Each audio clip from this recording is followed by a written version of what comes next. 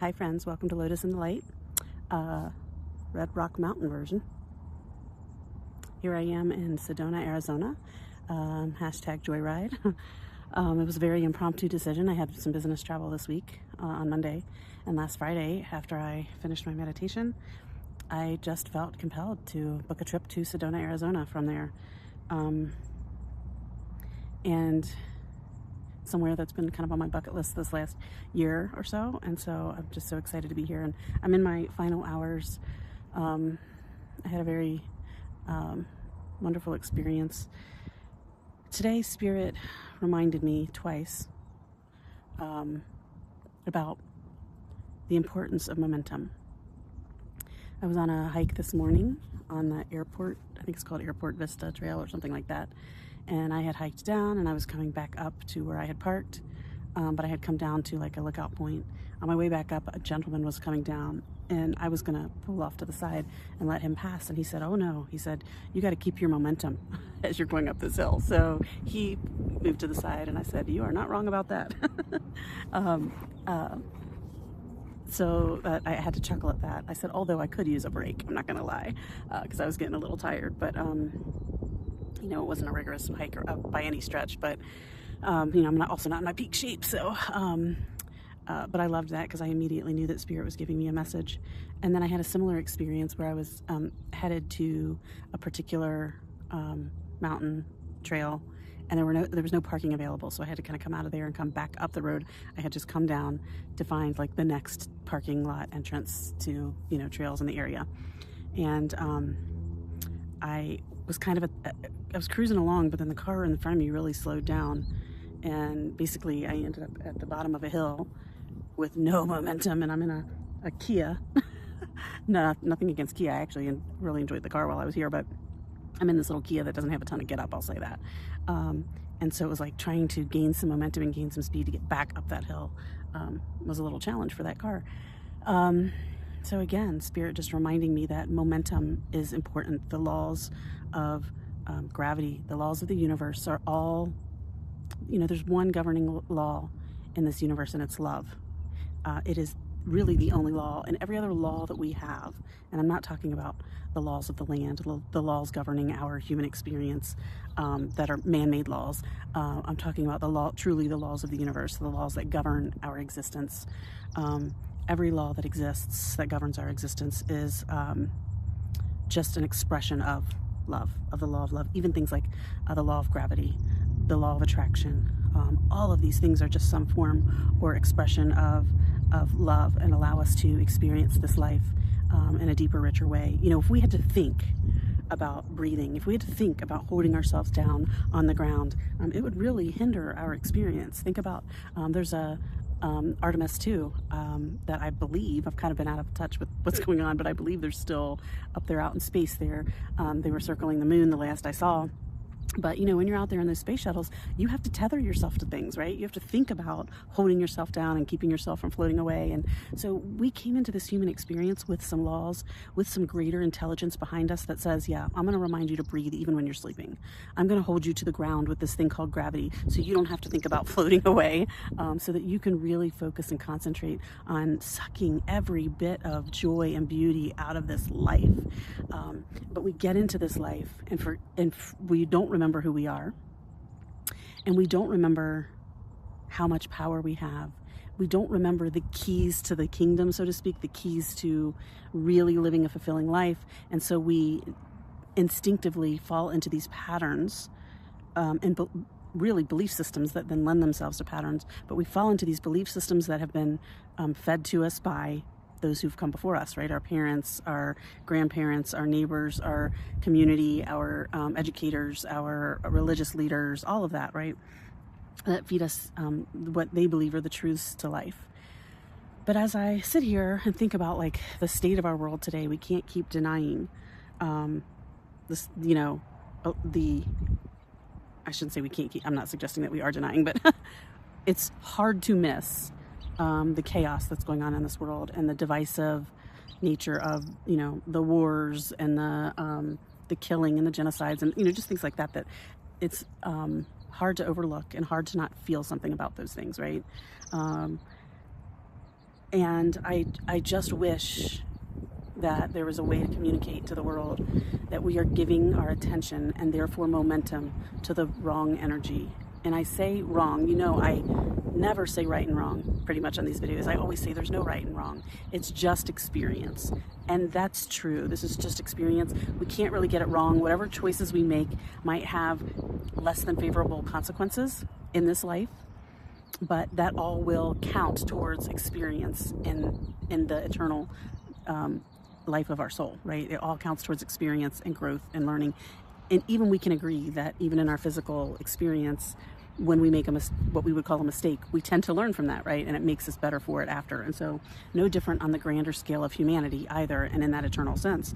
However, when I say we're giving our attention and energy, or our attention to the wrong things, the wrong energy, what I mean by wrong is we are focusing on these things with particular intentions, but because of what we're focusing on, it's actually having the opposite effect. So when I say wrong, I just mean we're not producing the outcome that we are intending. What I mean is when we focus on those who are being hurt, those who are being killed, those who are being displaced, those who are being manipulated, lied to, cheated, whatever of those, what we consider to be less than favorable, right? Negative experiences and negative outcomes. When we focus our attention on those things, and we focus our attention and give attention to our feelings of sadness about it, our feelings of angst, our feelings of worry, we're fueling those experiences and the continuation of those experiences, which is why we keep seeing the world. Let me tune in here and see how this needs to be said. Oh my gosh. Okay, so Spirit just gave me, we need a little lightheartedness in this conversation, don't we? Spirit just gave me the vision of planes, trains, and automobiles, right? When John Candy and Steve Martin are driving down the wrong side of the expressway, right? And there's a car driving down the right side of the expressway, kind of going alongside them, and they're like flagging them down, and they're like, "You're going the wrong way! And they're like, "We're going the wrong way," and they're like, "How do they know where we're going?" Okay, sure, all right, thanks. That is the vision that Spirit just gave me. So thank you. We needed it. We needed a little laughter in this moment. So here's the message from Spirit. You're going the wrong way. It doesn't mean that we can't have compassion and empathy for the hurt and the harm that these wars are causing, that these battles between powers or earthly powers are causing. But even if we struggle to see, how do I want to say this? Even if we struggle to say, yes, I can look at that politician, that world leader, that leader of this country, or these people that I consider to be terrorists, or whoever, whatever. Even if you struggle to look at those people and love them, which is a place you can get to. It is possible to do that. And I don't mean say, yes, I love them because God says we're supposed to love everybody. I love everybody, but they need to be killed or they need to be in prison. That's not what I mean. I mean, feel love for them. That is a tall order when we don't have full perspective. So I don't think it's fair to have that expectation. However, what if instead of focusing on the anger, focusing on the hatred, focusing on the sadness you feel for those who are suffering, and this is by no means to diminish those experiences of those people by saying I don't want to focus on that, but what if we instead focused on the love? What if we focused on those people who are suffering? What if we lifted them up in prayer? And what I mean by that is that we lifted them up, put them in white light, and said, remember who you are. Remember why you're here. Remember where your power lies. Remember that you're divine. Remember that your power comes from within, not from fighting anything external. Remember, and that's going to feel like I'm telling them to surrender, to give up, to whatever. But trust me, this comes back to the world has an idea of the way the universe operates and the laws of the universe. And in their mind, you fight the negative, the bad, the evil, the whatever you want to call it. You fight it with fighting. And no sacred text out there. I don't care if we're talking about, I don't care what religion you're talking about. And I'm going to reference Christianity just because that's my background. And because we just had Easter last week. Even Jesus in the Garden of Gethsemane, if I can say that word, Peter got real defensive when those soldiers came to arrest Jesus, to the point that he was going to defend Jesus. He cut off one of the soldiers' ears, and Jesus said, that is not, you're going the wrong way. In fact, he said, get behind me, Satan. You're going the wrong way. And it's all about momentum. Momentum, which again is another expression of the law of love. Where you put your attention, this is Jennifer's definition of momentum. Where you put your attention is equal to your affection, and the universe rewards your affection with more of that. You're saying to the universe, I want more of this. I like putting my attention on this. So when you choose, and you can see it in everything around you. I like to use the visualization of a swing, but you just heard me talk about momentum trying to walk up a hill. You heard me talk about momentum trying to drive up a hill. You can think about momentum in many aspects, but I like to use the aspect of the swing because you can really see the visual. You know how you have swings in a swing set, you usually have multiple swings. Let's label one of those love. Let's label one of those hate. Let's label one war. Let's label anger. Let's label sadness, right? They all have labels. Let's just say you start out by pushing all of them at the same cadence, with the same amount of pressure applying. So you're push, and you do all of them just like that. I love these people. I love this day. I love my job. I love my kids. I hate war. I hate our politicians. I hate whatever. I feel sad for these people that are suffering. I feel sad for people being oppressed. I feel sad for people being abused. I feel sad for people in the military that don't want to be out there killing people but don't have a choice. I feel sad, right? Okay, so you're giving all of the swings, let's say, an equal amount of pushes. What happens to those swings? Do they continue to swing at the very same pace? No, because law of momentum says even if you change nothing, it starts to create its own energy. So eventually those swings are going high and fast, even though you haven't changed anything. So think about this. If all of a sudden more of your attention is going to the anger, more attention to the hatred, more attention over here to the sadness, more attention over here to, whatever, less attention to the love, because even though I still have love in my life, I'm so consumed at the injustices of this world. I'm so consumed by the laws that oppress. I'm so consumed by the wars that kill. I'm so consumed by the power struggle and the people who are in power that we feel like don't have our best interests at heart. I'm so consumed with all that anger, sadness, frustration, hatred, that I'm no longer even pushing the love swing. Or maybe I'm pushing it a little bit when I get home in the evening and I see my kids or grandkids or whatever, right? But most of my attention is now here on these things. Please think about what that's doing. The law of momentum is a real law. And like I said, you can see it play out in the physical each and every day. It's no different. Our emotional energy is what fuels your life. It fuels your existence. Your emotional energy dictates the world that you live in. And I'm going to give you one last example of this. I want you to look at the impact that fueling love versus fueling hate and anger had in very similar in a very specific experience or a very specific world scenario. And the world scenario I'm referring to are civil rights. When you think of the big movers and shakers that helped bring us through the civil rights movement, that helped really pave the way for change, and you think about a leader like Malcolm X, and you think about a leader like MLK Jr., who had more impact? Now, I am not an expert in this topic at all.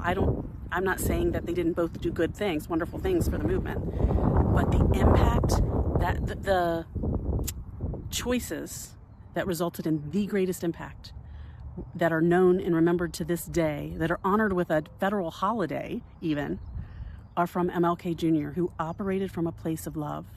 He never resisted. He never fought back. Folks, surrendering is not giving up at all.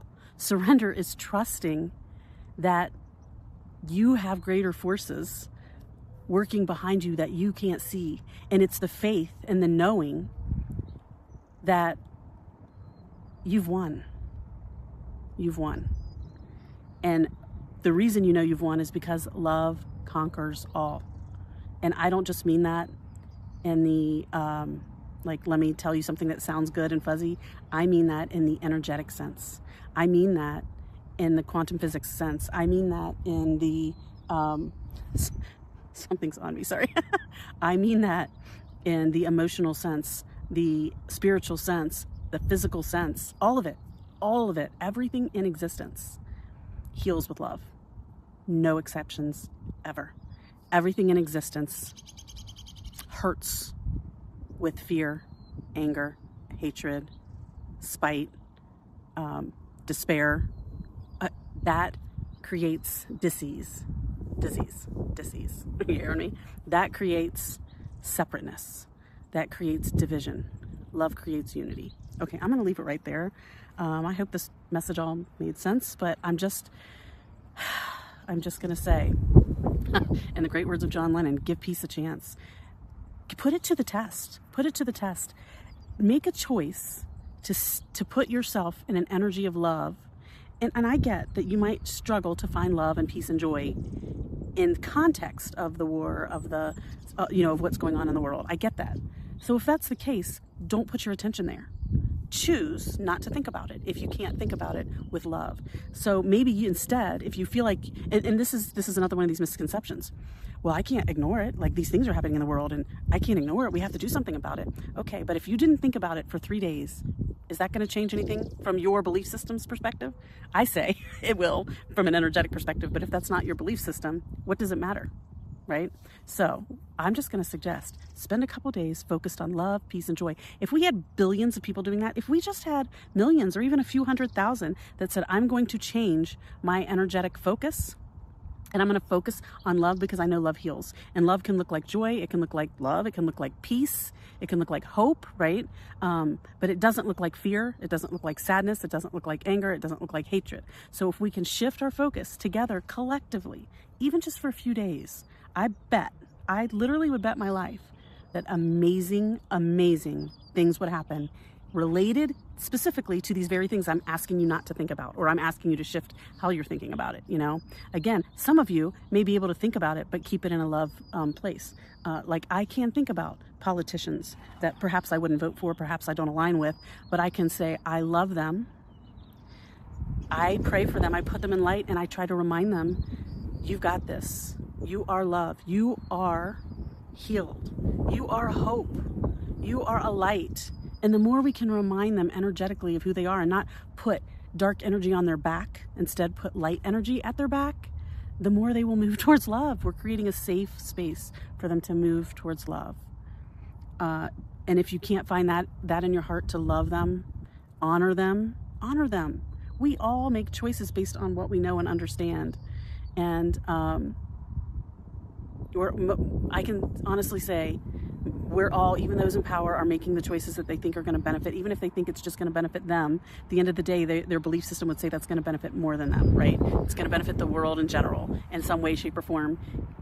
And we can still love them the same way that we can love people that we do agree with, and recognize that none of us have it all figured out. Okay, I feel like I'm rambling now, so I'm gonna close up and say, put it in a perspective of love, and if you can't, think about something else for a couple days, and let's see what happens. All right, love you all. Peace out.